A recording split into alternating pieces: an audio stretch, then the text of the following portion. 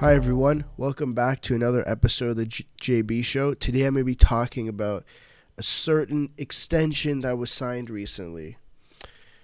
It is Thomas Chabot of the Ottawa Senators. Just signed an 8-year extension at $8 million a year. If he finishes this contract in Ottawa, he will be an Ottawa Senator for the next 9 years. This deal does not start until next year. He is still on his entry-level deal. This is insane. This is awesome. Now, I would have loved to see some chaos, and he would have gone unsigned for the year. Just nothing. And then next summer, he would have been the big RFA who didn't sign. But the deal's done. What am I going to say? This deal makes him one of the highest paid defensemen in the NHL. That's crazy. And he's 22 years old. That is insane. When this deal expires, this 8-year deal, he'll be 31. And guess what? He can go in again and cash in again because former Senator Erik Karlsson just did the same thing. Based on what I've seen of Chabot, I honestly think that if he grows the way that he's been growing with the projection that everyone has, that he's a Norris Trophy defenseman, this $8 million will be an absolute steal. Now, last season, he had 38 games, he had 38 points, but in late December, when the Senators were playing against the Islanders, he got an injury after a hit from former Leaf Matt Martin. He missed 8 games. And when he came back from that injury, he didn't have the same form. So you saw what a lot of people, from what I've read, are saying is that, he had a great start, but he didn't have a really good ending. And I think that has to do with the injury. Now, if he only played 70 games last year, he had 55 points. I think there's room for improvement. Is he an $8 million defenseman right now? Maybe not. If he continues to grow the way he's been growing the last 2 seasons in the NHL, I think maybe by the time this contract starts, I think maybe there's a possibility that he is an $8 million defenseman, because he is the guy, right? Thomas Chabot is the guy in Ottawa now. There's no more Erik Karlsson. Who else do the Sens have? Not a lot of people. There are other defensemen, Nikita Zaitsev, Ron Hainsey, right? There's not a lot. He's the guy, is what I'm getting at. Is he has all the responsibility on that back end. He's the piece. He's your defensive piece that you build around. Just like the Leafs have Riley, just like you could say Boston has McAvoy. He is that guy that you build around on the defensive end. Now, 8 years. I'm one to say that I don't necessarily like the 8-year deal. That's a lot for a team. That's also a lot for a player. But 8 years at $8 million, there's 2 things about this. Obviously there's the security for Chabot. Now, you never know what happens in the league. There's always injuries. There's injuries, right? Any type of injury that it could be career ending. Now that's where the deal comes in. 8 years. If he doesn't finish it, he's still going to get paid. At the same time, for the Sens, it's a great deal because it's a gamble.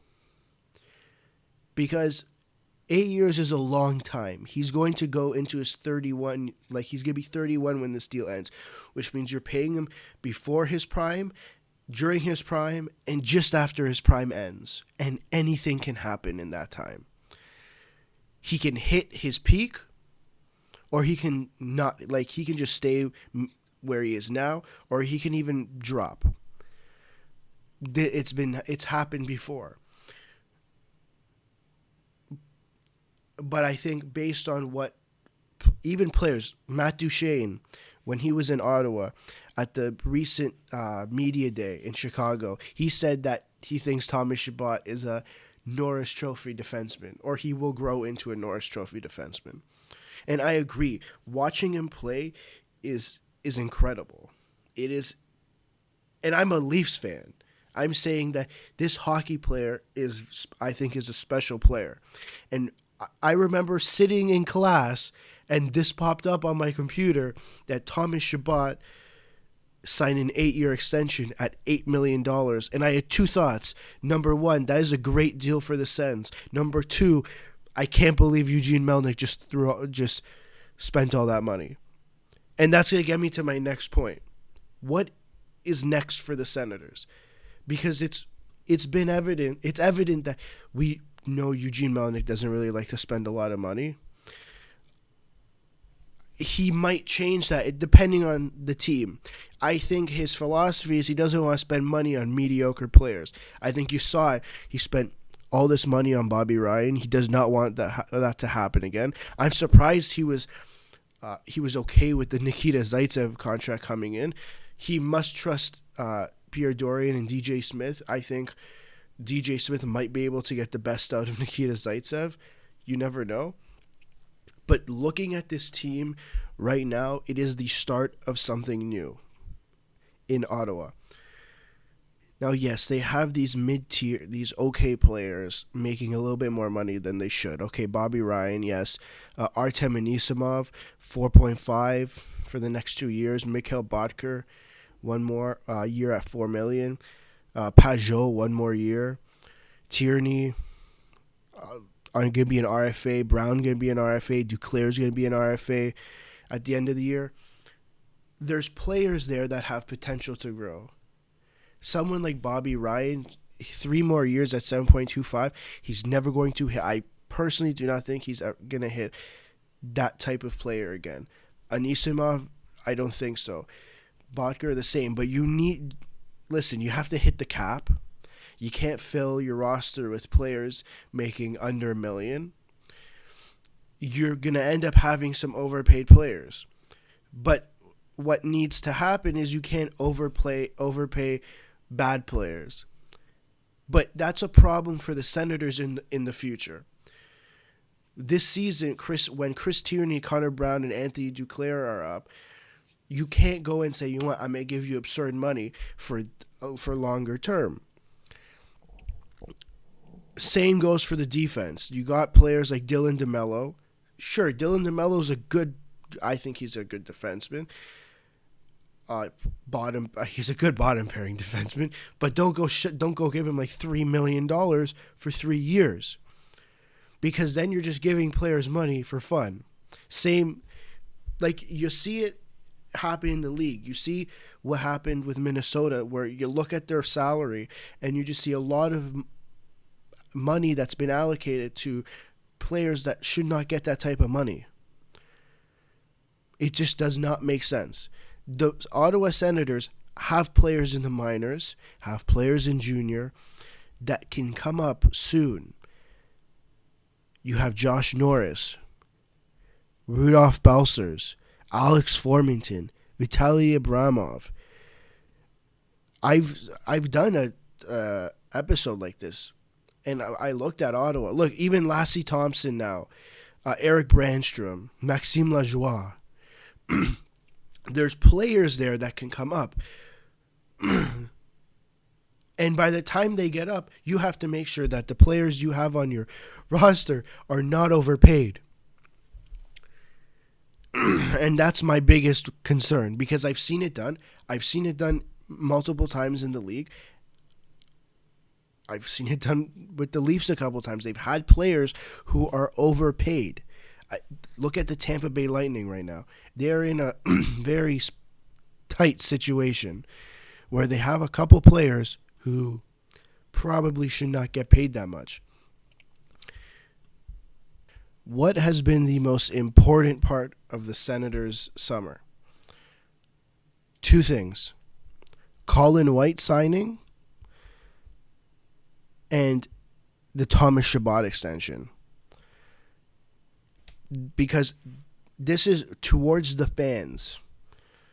Colin White has now signed an extension for 6 more years. He is committed to Ottawa. He's committed to this rebuild. Thomas Chabot, 8 more years. He's committed to finishing this rebuild in Ottawa. What that says to the fans, it says management is on board for this rebuild, and so are the players.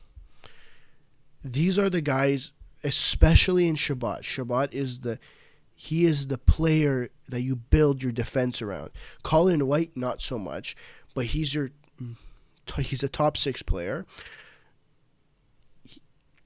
The fact that he signed a 6-year extension, and I think if he wanted to, he could have signed a 3-year extension, and then said, you know what, after 3 years, I'm going to cash in. If it's with Ottawa, if it's with a different team, I don't care. But the fact that he said 6 years, I'll take a higher AAV, but I know I could get more money in 3 years. What does that say to the fans? That says the players are committed, management is committed, because it's just been problem after problem after problem with this team, especially for the fans. When they traded Erik Karlsson, everyone thought they got absolutely nothing. They thought it was just not fun. Even, look, they got Ryan Callahan. He's going to go on IR. That was a cap thing. And they did not get anything back. As if they didn't need to bring it. As if they didn't want to keep Mike Condon. The same thing. The Zach Smith for Artem Anisimov trade was just another cap thing. Same with the Leafs trade. Except they got rid of Cody Ceci.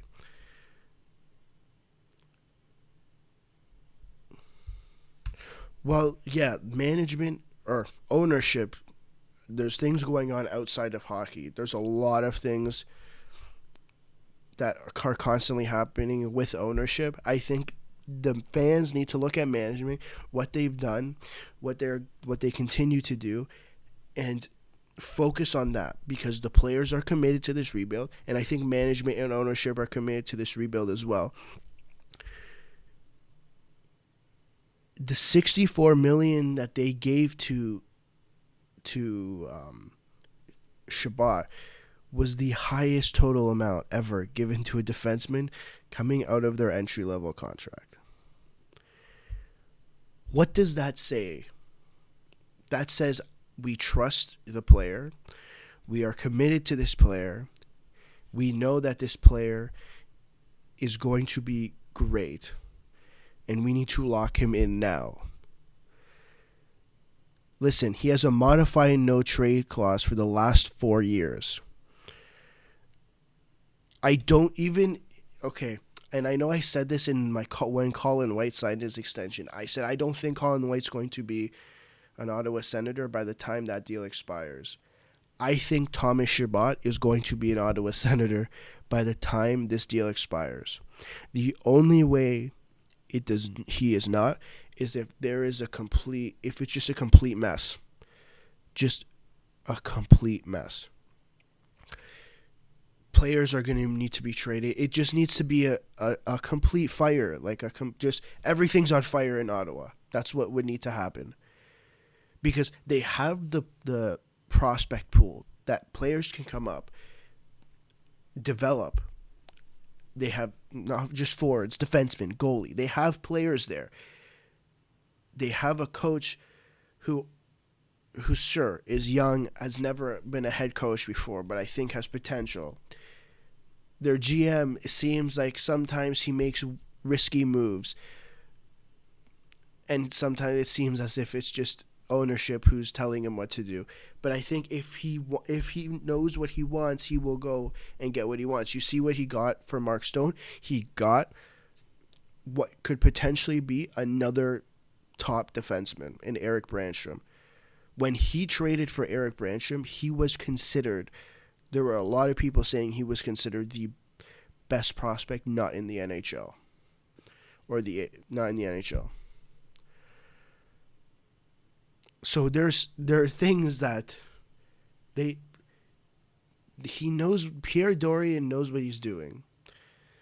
I think. I hope. Because this team has so much potential.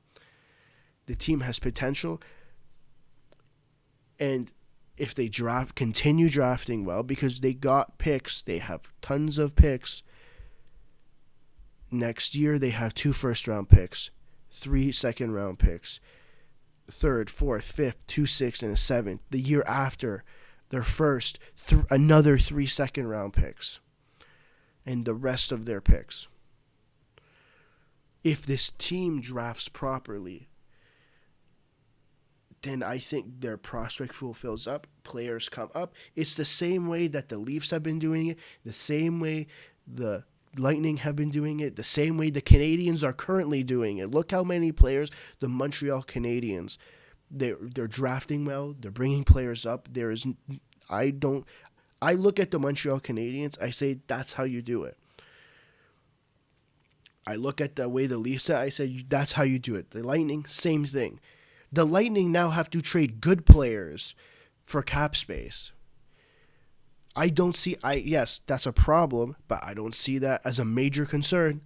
That means you are doing your job.